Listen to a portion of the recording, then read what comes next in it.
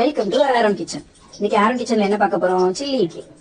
நம்ம வீட்டில் இட்லி மீதானாலும் இல்லைன்னா இட்லியில இப்படி பண்ணி சாப்பிடலாம். இட்லியை நீளமா கட் பண்ணிட்டு ஒரு பாத்திரத்தில் நல்லா எண்ணெய் காஞ்சதும் எண்ணெயில் ஃப்ரை பண்ணி எடுக்கணும். நல்ல பொன்னிறமாக வரதுலையும் ஃப்ரை பண்ணி எடுக்கணும்.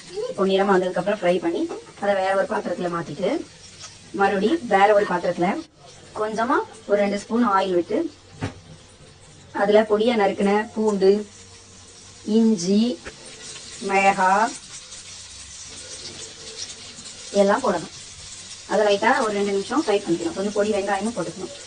பொடிசா வெங்காயத்தை கட் பண்ணி போட்டுக்கணும்.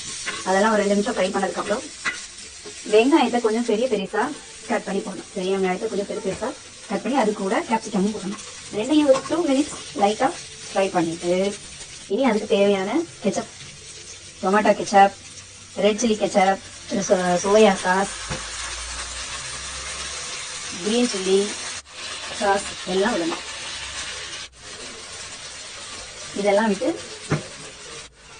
ஒரு ஸ்பூன் உப்பு, அதுக்கப்புறம் கொஞ்சம் பெப்பர் பொடி இதெல்லாம் போட்டு நல்லா கிண்டி வச்சுட்டு மறுபடியும் ஃப்ரை பண்ணி வச்ச இட்லியை இதுக்குள்ளே போட்டு மொத்தத்தையும் ஒரு 1 or 2 மினிட்ஸ் லைட்டாக கிண்டி விட்டுட்டு லாஸ்ட்டில் மணிக்கலை போட்டு இறக்குனா சுவையான chilli idli ready. Chilli idli செஞ்சு சாப்பிட்டு பாருங்கள். பிடிச்சிருந்தா லைக் பண்ணுங்கள், ஷேர் பண்ணுங்கள்.